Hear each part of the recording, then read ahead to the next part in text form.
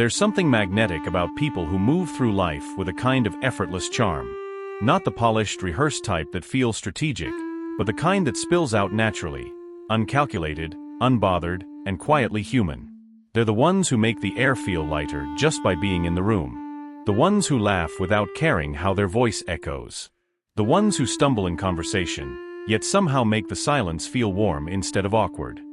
Everyone knows someone like this. A friend who makes a room brighter without saying much. A stranger who turns a fleeting moment into something strangely unforgettable. But behind that ease is something deeper, a subtle psychological magic most people never notice. Because effortless charm isn't actually effortless. It's born out of a paradox. The paradox of the fool. The person who doesn't take themselves too seriously, who is brave enough to be imperfect in a world obsessed with image. Their charm isn't about performance. It's about permission. Permission to be seen as they are. The fool doesn't try to impress. They invite connection. They don't chase approval. They create comfort. And that's where psychology comes alive. Modern psychology points to something called benign violation theory.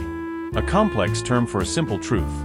We like people who break the invisible rules of seriousness just enough to surprise us, without making us uncomfortable.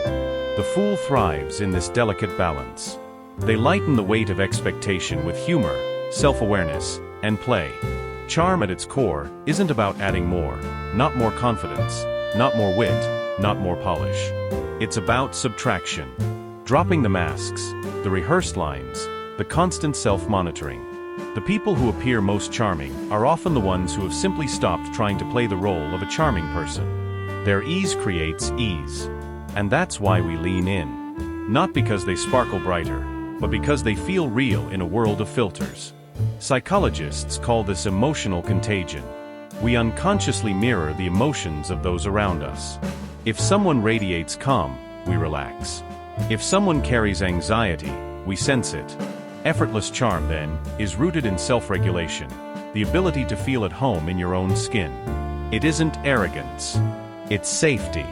And safety is magnetic. When someone is grounded enough to let imperfection show, our nervous system gets the message. You're safe here too.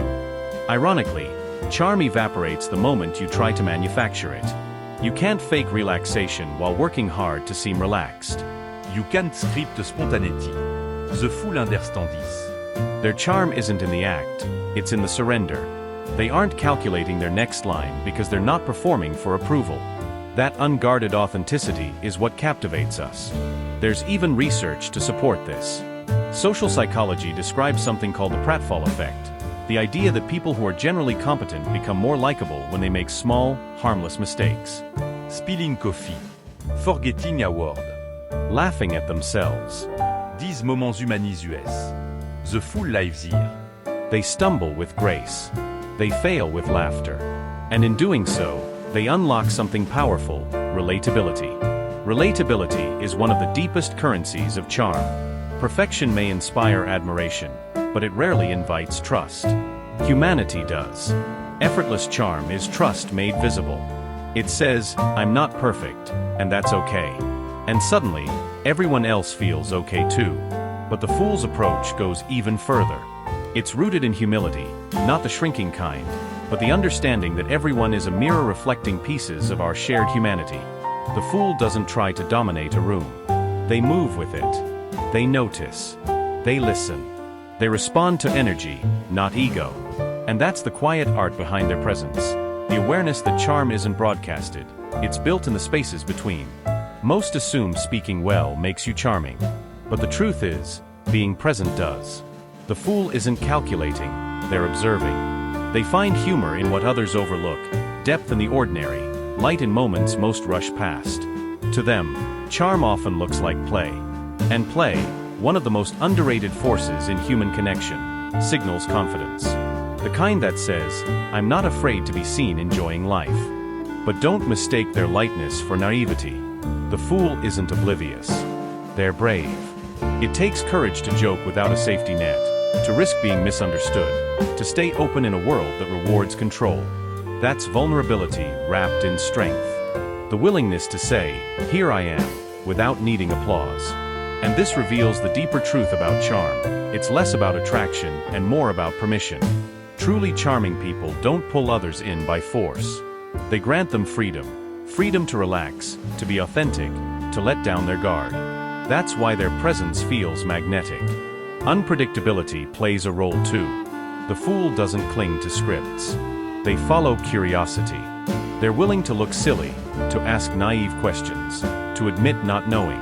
In doing so, they remind us that not knowing is not weakness, it's human. Their imperfection reframes itself into connection. Effortless charm isn't about being the smartest, funniest, or most attractive person in the room. It's about creating a space where everyone feels more alive. Presence that whispers instead of shouts. Connection that invites instead of performs.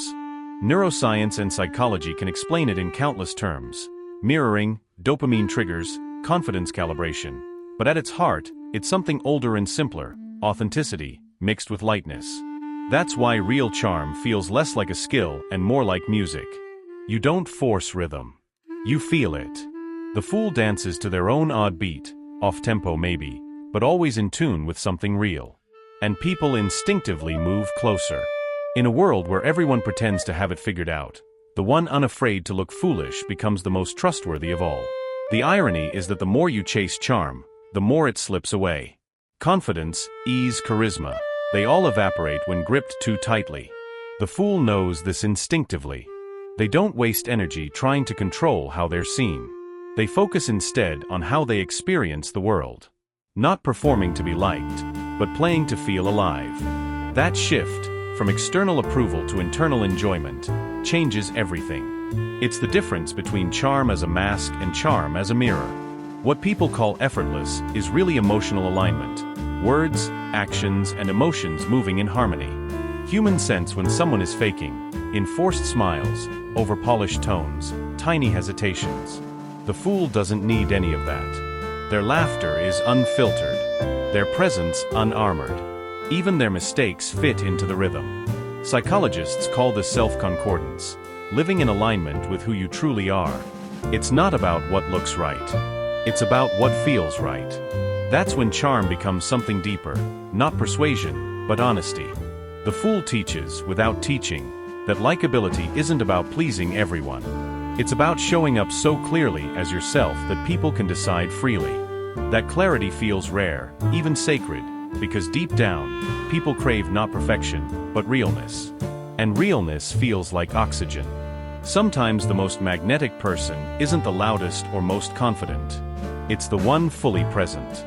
Not checking their phone. Not waiting to speak. Just there. Neuroscience even shows that when we feel someone's full attention, our bodies register safety, heart rate slows, stress hormones drop, oxytocin rises. The fool gives that gift without trying. They make people feel seen. And people don't fall for the fool. They fall for how they feel in the fool's presence. Yet make no mistake, the fool isn't clueless. They notice the subtle cues others miss. A shift in tone, a flicker of discomfort, an unspoken emotion in the air. But they meet these details with empathy, not fear. They're emotionally intelligent, not manipulators, fluent in feelings rather than calculating them. That's why the fool archetype has always appeared across history, from jesters to tricksters, from philosophers to comedians. They were never only entertainers. They carried truths in disguise, wisdom hidden in play. They exposed the absurdities of life and made them bearable through laughter. The psychology of the fool is about balance, intellect and innocence, wisdom and play, depth and lightness. It reminds us that maturity isn't the death of wonder. It's the marriage of wonder and understanding. And maybe that's the real lesson. Charm isn't something to practice. It's something to remember. People are drawn not to perfection, but to permission. Not to performance, but to presence. Effortless charm isn't something you acquire. It's something you allow. The fool's greatest trick isn't deception, it's presence. A way of existing so free that it teaches others without words. Their laughter isn't just sound, it's philosophy. Their play isn't just lightheartedness, it's wisdom in motion. They prove that life becomes lighter when you stop trying to be impressive. At its heart, the psychology of effortless charm is the psychology of peace. Peace with flaws, peace with uncertainty, peace with being seen. The Fullest way whisper. Be brave enough to look silly. Be wise enough to stay curious. Be kind enough to make others feel safe being themselves. That's not just charm. That's connection in its purest form. And maybe the most beautiful part is this: anyone can embody it. You don't need to be the loudest, wittiest, or most confident. You only need to release the weight of performance. Because charm was never something to learn. It was always something to